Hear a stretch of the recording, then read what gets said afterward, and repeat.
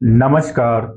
मैं ज्योतिषविज्ञ आर के मिश्र आप सभी ज्योतिष के प्रेमियों का हार्दिक अभिनंदन करता हूं। मेरे प्यारे ज्योतिष प्रेमियों, इससे पूर्व के वीडियो में ज्योतिष से संबंधित कई प्रकार के महासूत्रों को आप सबों के समक्ष अपने अनुभव में जितने भी सूत्रों को पाया और जिसे स्वयं के स्तर पर भी आत्मसात किया और पिछले कई वर्षों के अनुभव पर उसे मापा, तत्पश्चात उन अनुभवों को और उन विचारों को आप सबों के समक्ष चंद शब्दों के माध्यम से दो शब्दों में आप सबों के समक्ष स्पष्ट तौर पर रखा है। मेरे प्यारे ज्योतिष प्रेमियों, आज ऐसे ही एक विशिष्ट महासूत्रों को आप सबों के समक्ष चंद शब्दों के माध्यम से सांकेतिक रूप से रखने के लिए जा रहा हूं। मेरे प्यारे ज्योतिष प्रेमियों, किसी भी भाव की जागृति की स्थिति का पता कैसे चलता है? ज्योतिषीय महासूत्र के अंतर्गत इस संदर्भ में यह कहा गया कि किसी भी भाव के स्वामी यदि उच्च के हो या फिर वे मित्र राशि में विराजमान हो या फिर उसका संबंध धर्म त्रिकोण से हो या केंद्र भाव से स्थापित हो, तो उस भाव की जागृति हो जाती है।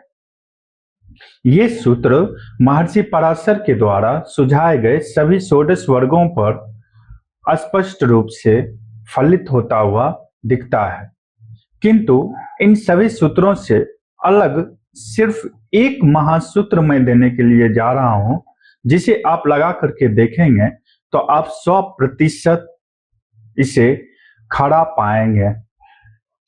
ये सूत्र आप चाहे किसी भी वर्ग के चार्ट में लगा लें, षोडश वर्गीय चार्टों में से किसी भी चार्ट में आप लगा करके देखें तो आपको 100% प्रभाव से फलित होता हुआ दिखेगा। मेरे प्यारे ज्योतिष प्रेमियों, ये सूत्र है ये कि किसी भी व्यक्ति का यदि आपको सामर्थ्य और क्षमता की पुष्टि करनी हो तो आप कैसे आप करोगे, इसके बारे में कुछ शास्त्रीय वचन है और व्यक्तिगत तौर पर अपनी एक दृष्टि है जिसे आप और हम सभी कोई अपने निजी जीवन में इस नियम को अपनाते हैं। किसी भी व्यक्ति के बारे में, उसके सामर्थ्य के बारे में, उसके क्षमता के बारे में, उसके कार्य के प्रणाली से हम लोग लगाते हैं। इस बात को आप भी जानते हैं और हम भी जानते हैं।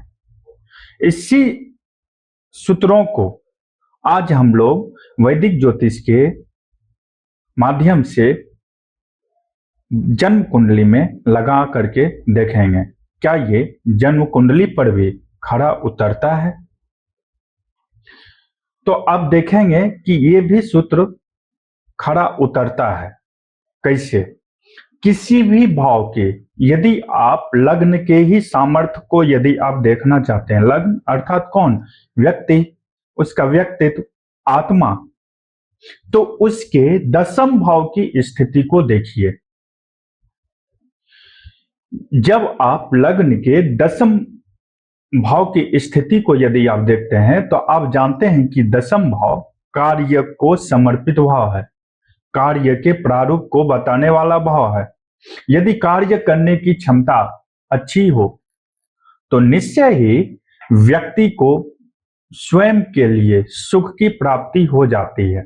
इससे पूर्व के ज्योतिषीय महासूत्र के अंतर्गत मैंने आपको चतुर्थ दशम योग जो भाव के आधार पर बनते हैं, इसके बारे में सांकेतिक रूप से व्याख्याएं की थी। आप इन सूत्रों को भी यहां पर इन महासूत्रों के अंतर्गत आप सूक्ष्म तौर पर विश्लेषणार्थ हेतु लगा सकते हैं। तो आइए इसे देखते हैं। यदि आप लग्न से दशम भाव को देखेंगे तो वो उसके कार्य की प्रणाली को बताता है। कार्य का प्रणाली जितना मजबूती के साथ खड़ा होगा वो जन्म कुंडली के उस भाव को सुख देने वाला बन जाता है। जैसे दशम भाव लग्न के लिए जो है सो क्षमता का, उसके सामर्थ्य को व्यक्त करने वाला भाव होता है, किंतु कार्य के लिए वो लग्न भाव सुख का कारक भी बन जाता है। नहीं समझे? इसे और भी स्तर पर इसे देखिए। अब यदि आपको अर्थ चार त्रिकोण के माध्यम से इसे चलिए समझते हैं। धर्म, अर्थ, काम और मोक्ष, इन सूत्रों के भी आधार पर यदि आप लगाएंगे तो व्यक्ति का कर्म ही तो उसके धर्म की धुरी पर उसे खड़ा उतारता है, उसे बताता है कि व्यक्ति का कर्म ही उसके धर्म के प्रारूप को निर्धारित करता है। यदि व्यक्ति का कर्म अर्थात दशम भाव यदि बिगड़ जाए तो वो जो धर्म त्रिकोण का जो लग्न जो है, जिससे अब व्यक्तित्व के बारे में आप जानते हैं, वो कैसे फलित होगा। उसी तरह से अर्थ त्रिकोण को भी यदि आप देखें तो अर्थ त्रिकोण का दशम भाव सप्तम भाव बन जाता है, जो कि साझेदारी का भाव है, मित्रता का भाव है और व्यापारिक तौर पर बनाए गए संबंधों का भाव है। एक दूसरे के साथ जुड़ने का भाव है। ये प्रेम का भी भाव बनता है। भौतिक तौर पर यदि देखें तो आप एक दूसरे को जो अपनाते हैं उसका भी भाव है। अर्थात इसीलिए अर्थ त्रिकोण के लिए सप्तम भाव की जागृति, मैंने दशम भाव कर दिया, दशम भाव के लिए सप्तम भाव की जागृति वही विशेष महत्व रखता है जो लग्न के जागृति के लिए दशम भाव महत्व रखता है। सप्तम भाव की जागृति के लिए जो चतुर्थ भाव रखता है अहमियत, वही चतुर्थ भाव की जागृति के लिए लग्न स्वयं महत्व रखता है। व्यक्ति को स्वयं ही कार्यशील होना पड़ता है अपनी सुख की प्राप्ति के लिए, अपनी भावनाओं के स्तर पर अपनी आंतरिक बातों को समझने के लिए। व्यक्ति स्वयं यदि कार्यशील ना हो तो व्यक्ति मोक्ष त्रिकोण से के केंद्र भाव, जो कि हृदय के भाव का है, आंतरिक विषयों की अनुभूति का भाव है, वो कैसे करेगा। अब आपको इन्हीं महासूत्रों के आधार पर एक और महासूत्र दे रहे हैं। ये तो आपने एक मूल आधार समझ लिया, किंतु अब देखिए, किसी भी महासूत्र नंबर 1 ध्यान से सुनिएगा, आपको समझ में आएगा। महासूत्र नंबर 1 को क्या है? केंद्र के भाव के लिए केंद्र के भाव ही सहयोगी होते हैं। इसमें चाहे चतुर्थ हो, सप्तम हो या दशम भाव हो, लेकिन जागृति के लिए कोई भी भाव केंद्र का यदि कोई भी भाव जागृत है तो उस भाव से दशम भाव को देखिए। इसी तरह से त्रिकोण भाव में यदि आप आते हैं, जैसे कि धर्म त्रिकोण से कारक त्रिकोण जो कि पंचम भाव कहलाता है, इसके भी दशम भाव को देख लीजिए आप। दशम भाव को यदि आप देखेंगे पंचम भाव के, तो वो दूसरा भाव कहलाता है, द्वितीय भाव जिसे आप कहते हैं। द्वितीय भाव भी बुद्धि का है, विचार का है, जो मस्तिष्क के सोच को व्यक्त करता है।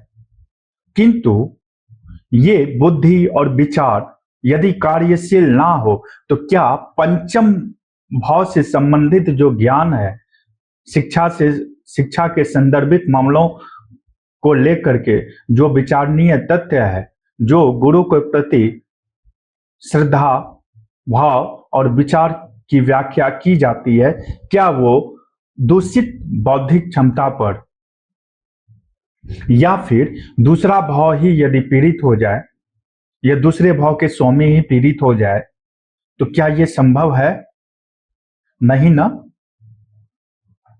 तो अब आप देखिए इसमें उस भाव से संबंधित मामलों को लेकर के उसके दसम भाव को देखिए। अर्थात जैसे कि पंचम भाव की हमको जागृति देखनी है, वो जागृत है या नहीं है, वो कार्यशील है या नहीं है, उसमें सामर्थ्य है या नहीं है, तो आप इसे दूसरे भाव के स्थिति से देखिए। वहीं पर यदि नवम भाव की बातें की जाए तो नवम भाव से दसम भाव को देखिए, अर्थात छठे भाव को। छठा भाव क्या है? संघर्ष का है, व्याधि का है। छठे भाव के बारे में बस इतना ही जानते हैं, पर छठे भाव रहस्यों का आय भी है, ये बात आपको नहीं भूलना चाहिए। छठे भाव से संबंधित मामलों में कुछ रहस्यमयी सूत्र हैं, रहस्यमयी स्थितियां हैं, जिसके बारे में कि हमें जानना बहुत ही जरूरी है। अर्थात भाग्य तभी साथ देता है जब व्यक्ति संघर्ष करके आया हुआ होता है। ईश्वर सिर्फ एक ही चीज तो कहते हैं, जीवन में संघर्ष करो, फल के लिए मुझ पर और मेरी इच्छाओं पर निर्भर रहो। श्रीमद् भागवत गीता में श्री कृष्ण ने शायद इसी कारण कहा था कि कर्म करो, फल की चिंता मत करो। आप इन्हीं महासूत्रों को हर एक ग्रह से संबंधित चार्ट, चाहे वो सूर्य कुंडली हो, चंद्र कुंडली हो, मंगल कुंडली हो, बुध कुंडली हो, या गुरु कुंडली हो, या फिर शुक्र कुंडली हो, चाहे किसी भी ग्रह से संबंधित कुंडली चार्ट क्यों न बनी हो, उस पर आप इन महासूत्र को लगा करके देख सकते हैं। जिस भी भाव में कोई ग्रह है, लग्न में मौजूद कोई भी ग्रह है, उस भाव को लग्न बना करके आप देख लें, उस ग्रह का लग्न बन जाता है। अब हर एक रिश्ते के कारक तत्व को प्रस्तुत करता है, हर एक कारक तत्व का अधिष्ठाता है।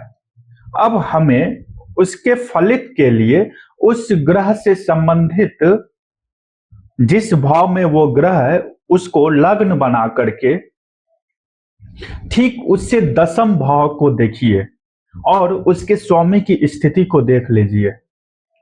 आपको पता चल जाएगा कि वो भाव किस प्रकार से कार्यशील है। जिस भी भाव की स्थिति अच्छी दिखे, चाहे ग्रहों के कारक तत्व के आधार पर या भाव के सौम्यधिपति होने के कारण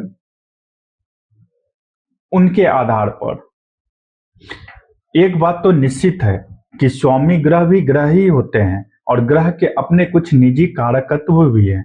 तो इन्हें मैं दोनों आधार बिंदुओं पर आपको तौलने की हिदायत देता हूं और कहना चाहता हूं कि सिर्फ और सिर्फ भावों के आधार पर किसी भी फलित को ना करें, उसे ग्रहों के कारकत्व के आधार पर भी ठीक वैदिक सूत्र का जितना भी सूत्र है, जो कि प्रथम भाव तनु का, दूसरा भाव वाणी का, तीसरा भाव पराक्रम का, चतुर्थ भाव सुख का, पंचम भाव ज्ञान का, छठा भाव रोग ऋण शत्रु का, सप्तम भाव साझेदारी का, अष्टम भाव रहस्य का, जो कि लग्न का ही प्रतिबिंब है, जो कि छिपा हुआ भाव है, गुहेय भाव है, नवम भाव भाग्य का, दसम भाव कार्य का, एकादश भाव आय का और द्वादश भाव व्यय का। इस संदर्भ में आपको विचार करने की विशेष रूप से हिदायत दी जाती है। जब आप इन महासूत्रों को लगा करके देखेंगे तो आप पाएंगे कि ये भी 100% विश्वसनीयता के साथ अपने आधार पर खड़ा उतरा है। ये मेरे कई वर्षों के ज्योतिषीय क्षेत्र में किए गए अनुभव पर आधारित विचार है और जिसे मैंने 100% पूर्ण प्रभाव से खड़ा पाया है। अब ज्योतिष में दो आधार हैं, एक तो जो गणितीय आधार पर जिसे आप होरा कहते हैं, जो कि ग्रहों के अंश के आधार पर निर्धारित किए गए चार्ट पर, जिसे आप षोडश वर्गीय चार्ट के नाम से आप जानते हैं, उसके आधार पर निर्मित कुंडली है। तो दूसरा वहीं पर भाव और ग्रहों के कारकत्व के आधार पर निर्धारित चार्ट है। इस प्रकार से हमें ग्रहों के कारकत्व के आधार पर 108 भाव 9 चार्ट तो इससे ही निकल करके आ जाते हैं। 9 ग्रह के 9 चार्ट बन करके आ जाते हैं। इस तरह से लग्न कुंडली के 12 भाव के आधार पर 12 प्रकार के लग्न कुंडली भी बन करके आ जाते हैं। इस प्रकार से हमें षोडश वर्गीय चार्ट के अनुसार अंशों के आधार पर हमें 16 प्रकार के चार्टों की व्याख्या महर्षि पराशर के द्वारा किया गया है। इसकी भी व्याख्या हो जाती है। मेरे प्यारे ज्योतिष प्रेमियों, उम्मीद है कि आज जो महासूत्र आप सबों के समक्ष कम शब्दों में स्पष्ट तौर पर रखा गया है, ये आपको बेहद ही पसंद आया होगा। अतः फिर पुनः आगमन तक के लिए आप सभी ज्योतिष के प्रेमियों को मेरा नमस्कार।